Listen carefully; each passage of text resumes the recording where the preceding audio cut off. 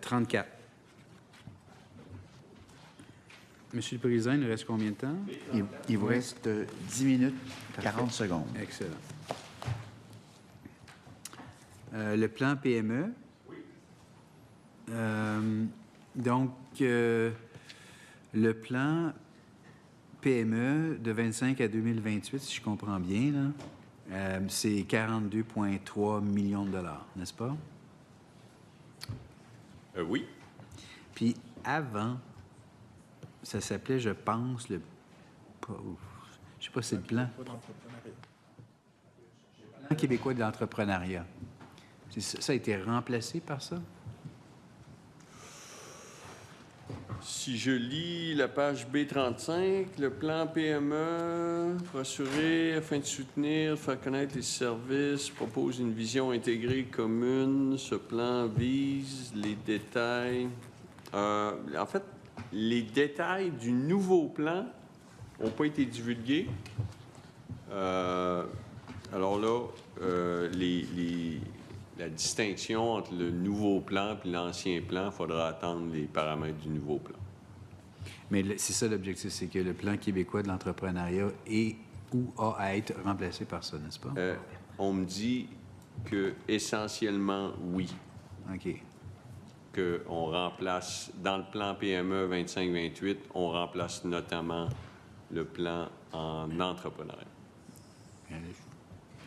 L'acronyme, c'était le PQE, je pense, que les gens utilisaient à l'époque. J'ai pas cet acronyme-là dans mon jeu des acronymes du gouvernement du Québec, là, mais on pourra l'inclure. Il y avait juste pour, de façon très spécifique pour parler de ça, il y avait 121,7 millions qui avaient été attribués au PQE. 5 ans? Sur 3 ans. OK. Mais de 2022 à 2025. D'accord. Donc, il y a quand même une réduction ici de presque 78 millions de dollars. Qu'est-ce qu'il y a d'autre dans le plan PME, je veux dire, qui est différent du PQE? Il y en a-tu des trucs bonifier l'offre de soutien de l'entrepreneuriat, peut-être, qui étaient tout l'ensemble des interventions au PME, là, d'abord, les PME sont éligibles à tous les programmes, puis vous avez vous-même souligné qu'il y a énormément d'interventions chez Investissement Québec. Alors, en fait, 90% des interventions sont sur des entreprises de moins de 200 employés. Donc, tout ce qu'on fait en PME n'est pas dans le plan PME. Donc, je pense qu'on doit avoir une approche holistique, puis regarder l'ensemble de ce qui est fait pour les PME. OK, fait que donc, ce qui était dans le PQE avant, maintenant, c'est rendu quelque part d'autre ailleurs? Bien, vraiment, je laisserai, lors de la présentation du plan PME, le ministre responsable divulguer qu'est-ce que lui considère est remplacé par ce nouveau plan. Okay. J'ai pas de... Parce que quand on regarde ça, juste comme ça, on voit vous comparez le PQE au plan PME. On voit qu'il y a une réduction de 78 Vous dites qu'il y a une réduction. Oui, c'est pas les mêmes années non plus. Là. 22, on est dans l'aide post-pandémique. Là. Il y a ça, il y a l'inflation qu'on n'aura pas 2025-2028, oui, en l'espérant, etc. Mais nonobstant, c'est quand même une réduction de 78 millions de dollars pour les PME. Fait que j'assume que ça va ailleurs. Mais il faudrait que je vois... On a de l'information additionnelle. Attendez un instant.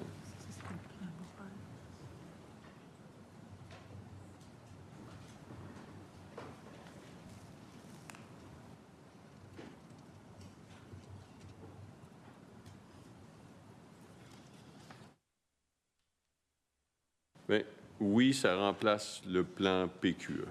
C'est essentiellement ce que ça dit. D'accord. Donc, il y a une baisse de 78 millions de dollars. Ça, il faudrait que je confirme. Je n'ai pas les crédits du PQE. Là. OK. J'ai pas. C'est un programme dont je ne suis pas responsable, mais c'est possible. C'est possible que parce que, par exemple, il y a des sommes dans le budget, là. Lorsqu'on dit, vous amenez soutenir et dynamiser les Québécoises, puis là, on dit qu'il y a 900 millions pour des projets d'entreprise, là. Favoriser la réalisation de projets d'entreprise. Il pourrait y avoir des sommes là-dedans.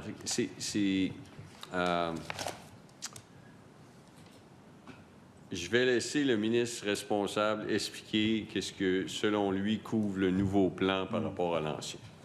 On va dire ça comme ça. Mais d'un point de vue uniquement comptable, vous avez raison que les montants sont inférieurs. J'essaie juste de voir, dans l'ensemble de l'aide du gouvernement au niveau des PME, il y a ce 78 millions-là qui semblent avoir été coupés. Mais j'imagine qu'on va être capable d'avoir une réponse à savoir si c'est bel et bien le cas, puis si oui, où va se retrouver cet argent-là quelque part dans d'autres initiatives du gouvernement, j'assume, d'autres mesures. Mais toute chose étant égale par ailleurs, le budget total de l'économie est en hausse lorsqu'on exclut les pertes sur prêt qui augmentent la dépense 24-25. Dont une des pertes est le projet auquel vous référez souvent. Mais donc, si la somme des interventions est plus grande, puis que 90% des interventions d'IQ est en PME, bien, ils bénéficient de l'effort supplémentaire. Bien, justement, c'est parce que dans le contexte, justement, de Nordvolt puis des autres, là... Dans le contexte des efforts qui sont faits au niveau des crédits d'impôt, au niveau des interventions directes, puis finalement, les PME ont accès à tous les programmes, là.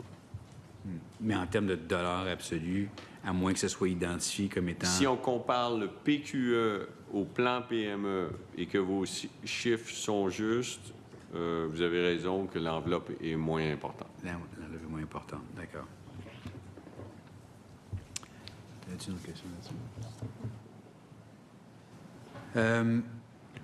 Je veux... Combien de temps qu'il reste? 3 minutes. 3 minutes.